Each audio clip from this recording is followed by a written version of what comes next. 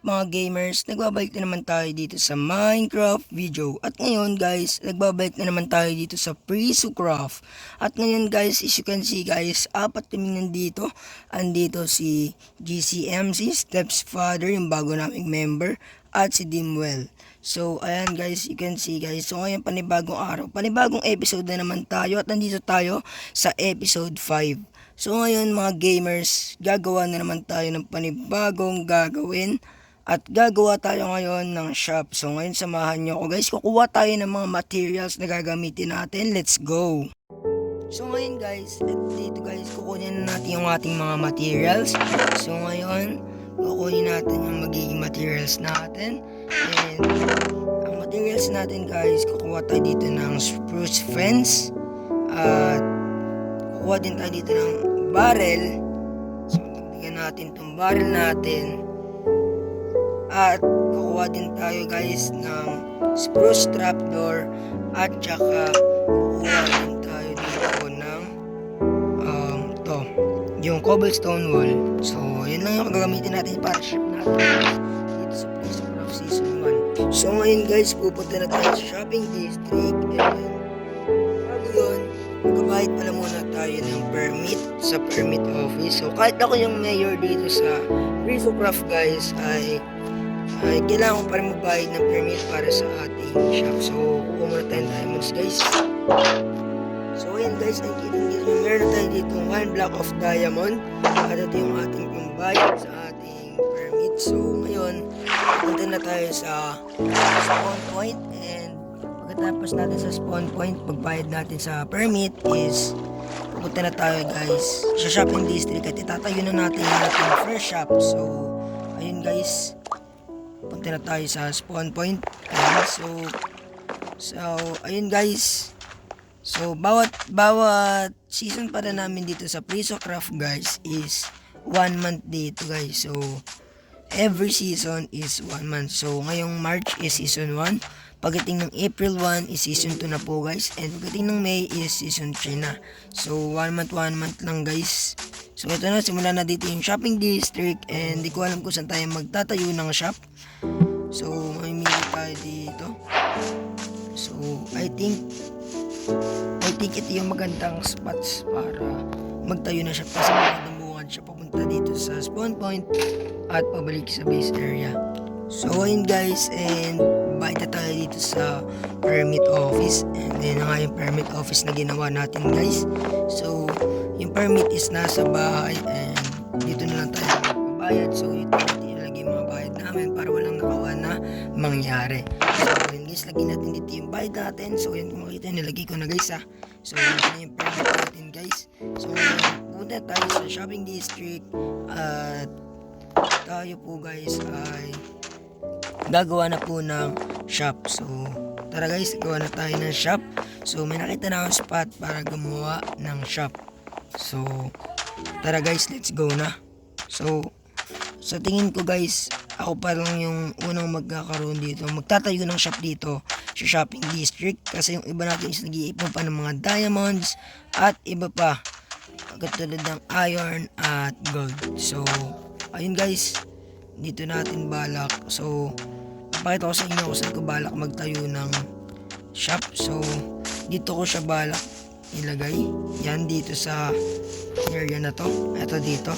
So ilagay na natin siya guys. Let's go.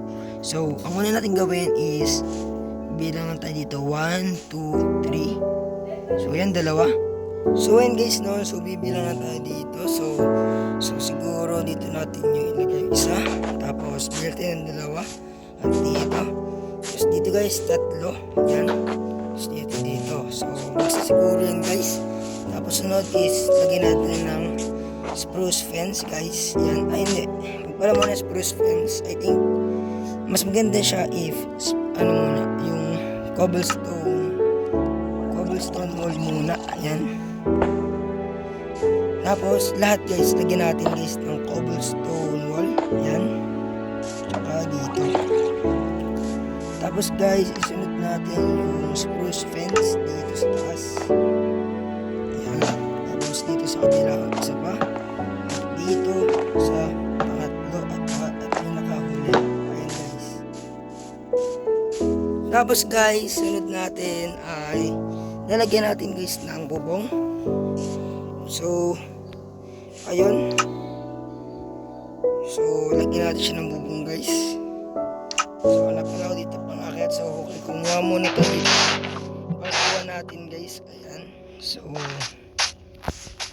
dito tayo guys. Akit tayo. Tapos, punta tayo dito sa taas nito guys. And, kunin natin yung trapdoors natin guys. And, yan. Lagyan natin dito. Dito. Yan. So, paulit-ulitin natin kung gagawin guys. Tapos, kuha rin pala tayo ng chest. Kuha rin pala tayo ng, ano guys, sand ulit para umangat siya. So, eto, sand. Dito tayo dito. Tapos, dito natin siya dudugtong. Okay, medyo mababa. So, siguro isa pang sand para tumaas siya guys. Yan. Isa pang sigurong sand. So, kuha pa tayo dito ng sand. Yan. Tapos, akit tayo dito. Yan. Tapos, ilagay na natin to guys. Yan. Tapos, ayan, sunod-sunod na lang yan guys. So, paulit-ulit natin siyang gagawin para sa ating bubong ng shop natin. So, yan. So, ito yung naisip kong unang shop natin na itsura. Kasi feeling ko, bagay sa potato to. Bagay ito sa potato kong tinda. Itong shop na ganito. Tapos, yan. Paulit-ulit lang natin siyang gagawin guys. So, ayan. Binanin lang natin yan. So, ayan. Magkukulang pa ata tayo guys. Kulang pa ata tayo sa trapdoors. So, siguro, balik tayo sa base natin. And gagawa tayo ng more trapdoors pa. So, ayan. Sumakto pa nga itong 20 trapdoors dito. At ito na yung kinalabasan niya. Ito na yung kinalabasan niya. So, hindi pentapos.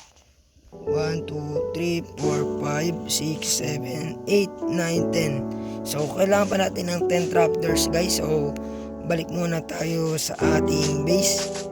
So, ayun guys, kompleto pa rin kami ngayon. 4 pa rin kami sa ating server. So, balik muna tayo sa base natin kasi gagawa tayo ng 10 trapdoors. Kasi, mas lalo pa natin papagandahin itong ating potato shop na gagawin. So, kuha rin na rin pala tayo ng sign. Tsaka, kuha na rin tayo ng stocks ng potatoes natin. So, kuha na tayo ng sign and potatoes. Tapos, trapdoors. So, goods na yun guys. Siguro, kuha tayo ng 2 sign.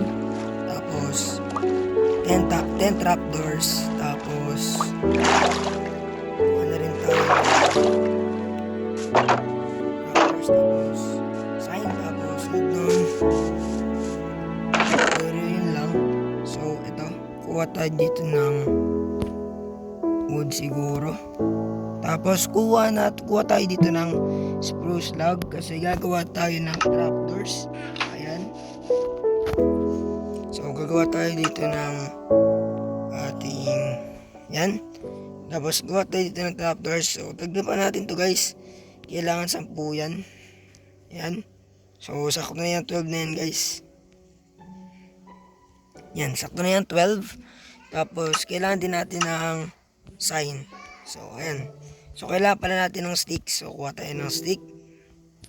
And, gawa tayo ng sign. Kaso, kulang na tayo guys. So, gawa tayo nito. Yan. So, sakto na siguro yan para sa sign. At makagawa na tayo ng 3. So, ayun guys. So, itago natin ito. Gamitin natin. Balik na natin to. Tapos, ito, ilagyan natin dito. And, itong stick, ilagay din natin dito. So, ayan. So, balik na natin dun. So, ano pa ba kailangan natin? So, kailangan pa natin ano pa ba? Wala na no guys. Wala na tayong kailangan. So, ay, ayan pala. Para pa natin potato. So, kuha na rin tayo. So ito, ang dami nating stock ng potatoes guys. So kunin natin dito yung mga stock natin. So lahat to kunin natin guys. Dahil may stock lang to dito sa ating base. So parang di na rin tayo pabalik-balik sa pag-restock. So ayan, kunin natin lahat to. Tapos tulog muna tayo guys. Para umaga at walang mobs na masalubong tayo. Tapos guys, ayun. So sana maraming bumili dito sa ating shop. Sana bumili yung mga members ng Craft. So alam ko namang gusto nila tong potato kasi unang-una pa lang nanghihingi na agad sila. So farm pa nung meron ako, nanghihingi na agad sila guys. So binibigyan ko naman sila guys ng libreng potato noon. Pero ngayon kailangan na nila magbayad dahil ako ay naghihirap na rin. Kaya kailangan na nila magbayad kasi binibigyan ko lang sila ng potato nung nakaraan. Pero ngayon kailangan may bayad na guys kasi naghihirap na rin ako sa ngayon. So ang simula pala ng shopping district guys is dito sa may sign na ito dyan. So kaya nakita ko na sa inyo yung episode 1. So dito yung ating ito yung first shop dito sa shopping district, yung akin guys. So ayan siya. So gawin na natin to guys. So ilagay natin siya dito. Yan. So dyan natin siya ilalagay guys. So yan, medyo naglalag pa nga tayo kasi ang dami natin sa server. So lagyan natin siya dito guys. Yan. Tapos guys, ilagay din natin dito. So papalibutan na natin siya ng ganyan. So parang ganyan yung imagine ko na bagay sa ating potato shop. Ayan. Mali ito guys, mali. So tanggalin natin ito. And yung platform pala is aayusin din natin. So yun guys, sandali lang pala guys, kukuha tayo ng cobblestone para sa flooring nito ating shop. Nakalimutan ko din kumuha kasi ayun, sa rami ng iniisip ko, nakalimutan ko kumuha ng cobblestone. Kaya kukuha tayo ng cobblestone ngayon sa bahay ulit. Babalik na naman tayo. Pero okay lang naman yan guys. Malapit lang naman yung shopping district dito sa ating bahay. Kaya okay lang. So ngayon, eto. Hindi ko alam kung saan nagtayo ng base yung new member natin. Pero makikita din naman natin yan. Pero so ngayon, focus muna tayo ginagawang shop dito sa shopping district. And pagka nagawa na to guys at nakapag-stock na tayo dito, gagawa na tayo guys, siguro mag-chat tayo sa chat guys, dito sa chat. Yan, chat tayo dyan at sabihin natin stock na yung potato sa shopping district and meron ng shop, kaka-open lang. So, kuha tayo dito ng ito. So, ayan. Andito si Dimwell the Miner. So, ayan. Tinatawag niya ako. Sabihin natin guys, ano pre? Ayan. Ayan guys. Ba't nagulat ako guys? Nagulat ako, nasa likod ko na lang. So, kuha tayo dito siguro ng 6. Yan. 6 na stones. Stones ba to? Undecided pala. Tapos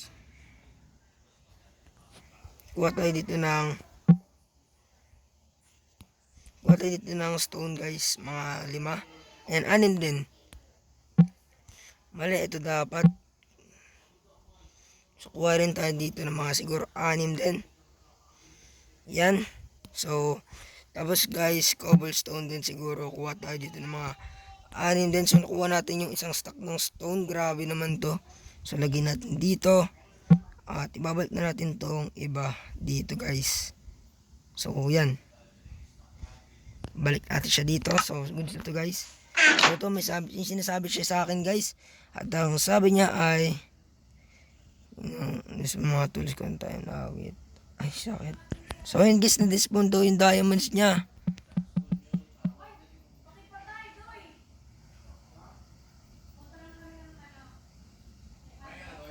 Wait guys.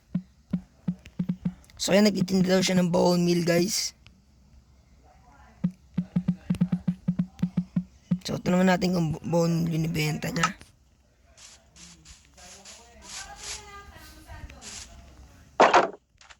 So ayun guys, nagmimina pala dito yung new member natin. At nawala daw yung diamond si Dimwell. At ayun. Ayun guys, nagbibenta daw siya ngayon ng kasi nga meron siya XP farm at meron siya skeleton doon na nag-i-spawn. So meron siyang bone at gumagawa daw siya ng bone meal. So kailangan din natin yung bone meal na yan pag kailangan natin ng wood. So hindi muna tayo siguro bibili ngayon ng bone meal. So ayun guys, ito ayusin na natin yung flooring dito sa ating shop. So syempre ipapagandahin din natin tong flooring ng ating shop kasi hindi lang dapat yung shop yung maganda, dapat yung flooring din. So yan, nagkalag nga, dami kasing tao sa server at yung iba is nagka-farm out. So ayun guys, kunin na natin tong cobblestone, stone and andesite. So yan, gagamitin natin to guys. So unahin natin is yung cobblestone, tapos andesite siguro, tapos stone, tapos dito guys, dito lagay natin yung stone, dito stone, tapos sunod cobblestone, tapos dito guys cobblestone ulit, at dito lalagay tayo ng andesite, tapos dito stone, andesite, tapos dito guys cobblestone, at dito ay gagawin natin andesite, tapos dito guys stone. So ayan, flooring na yun guys. So yan, ito na siguro yung magiging flooring ng shop natin. So goods na siguro yan.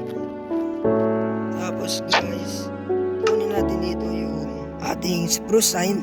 Yan, at mag-sign tayo dito guys. Yan, so ilalagay natin dito Brazucas Potato Shop. Yan, so Brazucas Potato Shop. So goods na siguro yan, and mag-stock na tayo dito. So siguro guys, kunin na natin tong barrel natin dito, at ayan guys, lagyan natin siya dito.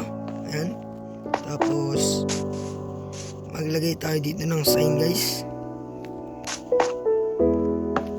So lagyan natin dito 16 pieces potatoes,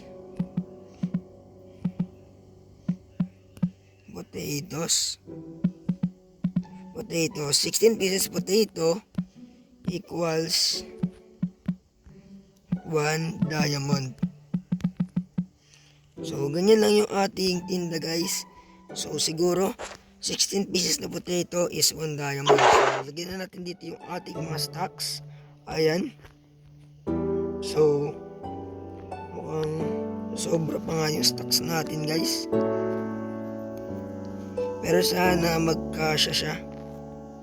Ayun, sumobra ng isa. So babalik natin tong isa guys na to. So ito na yung ating stocks dito na potatoes. So malagay dito 16 pieces potato equals 1 diamond. So yan, Brazucas Potato Shop. So ayan na yung ating first shop dito sa shopping district. So i-chat natin guys.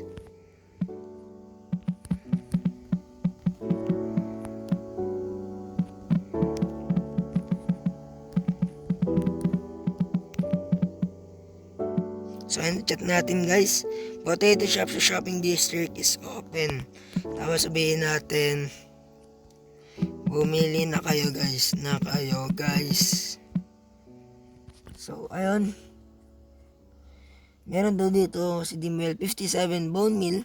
Sabi niya bilhin ko daw 3 dayas. Sige, sabihin natin punta siya sa bahay natin guys para bilhin ko yung bone meal niya.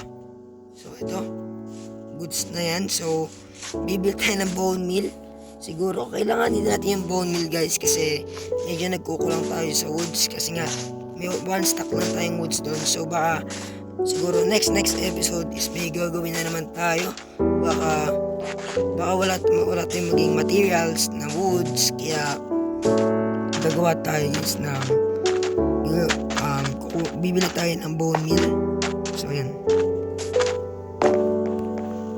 So ayun guys, dito guys nawawala daw dito si GCMC, naligaw daw siya. At siya guys ay nasa negative 600, negative 615. So dito sa ating lugar is negative 200. So sinabi ko sa kanya yung ating lugar para makabalik siya guys. So hindi ko alam paano siya napunta dun, siguro naligaw siya dahil may kinuha siyang map. So siguro itong mga gamit natin is balik na natin dito guys. So ayan, lagyan natin dito yung mga trapdoor kasi hindi naman natin kailangan yan. Barrel, tapos itong sign.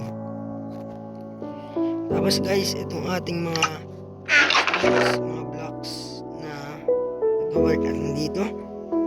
At ito guys, balik natin ito dito. So itong mga sign is ito guys, sand, dito natin lagay. At dito natin yung mga dirt. So sabihin natin kay guys, Limwell na guys, pumunta siya dito kasi bibili ako ng bone meal.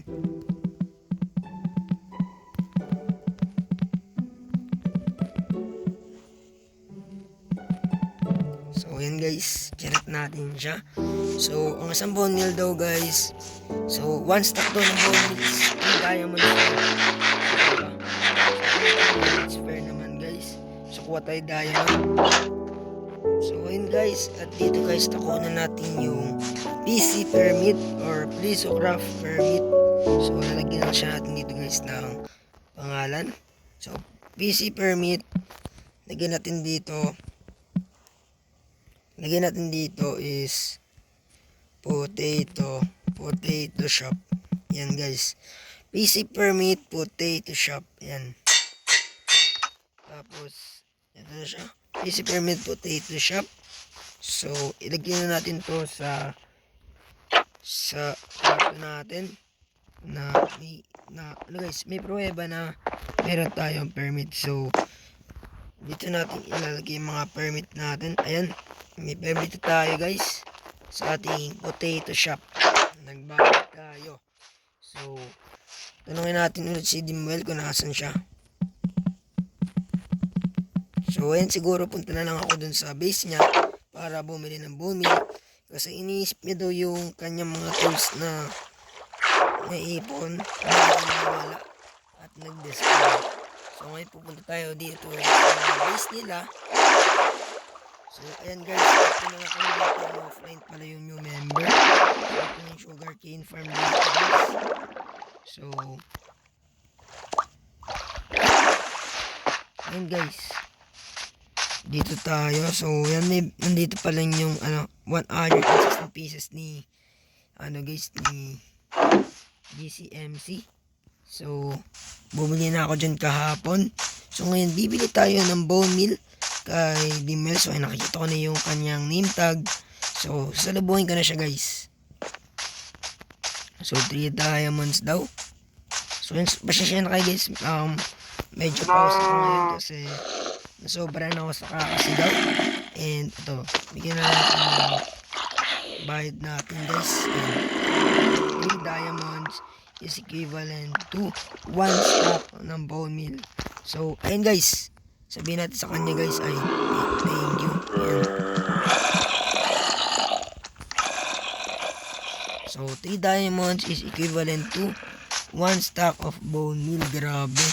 Uy, nagamit ko agad. Grabe yun guys, nagamit ko pero hindi nabawasan. Paano yun? Nagbabag ang aming server. So ngayon guys is babalik na tayo sa ating base. So magpasensyaan nyo na guys yung voice ko ngayon. Medyo pause ako sa ngayon guys kasi nasobra na ako sa kakasigaw. So ngayon Ngayon guys, babalik tayo dito sa base natin. So, nakagawa na tayo ng shop. So, siguro, mga next episode is pag-iisipan ulit natin kung ano pa yung magiging shop pa natin dito na pwede pa natin mga ibenta. At abangan guys, gagawa pa tayo ng iba pang mga farms dito. So, ilagay natin dito yung ating bone meal. At may natira tayo dito yung stocks ng potato. So, iiwan natin siya dito guys. Yan. Tapos guys, abangan natin sa next episode yung base ng yung member natin na si Steph Father. So, ayun, ito lang ang para sa araw na to mga gamers.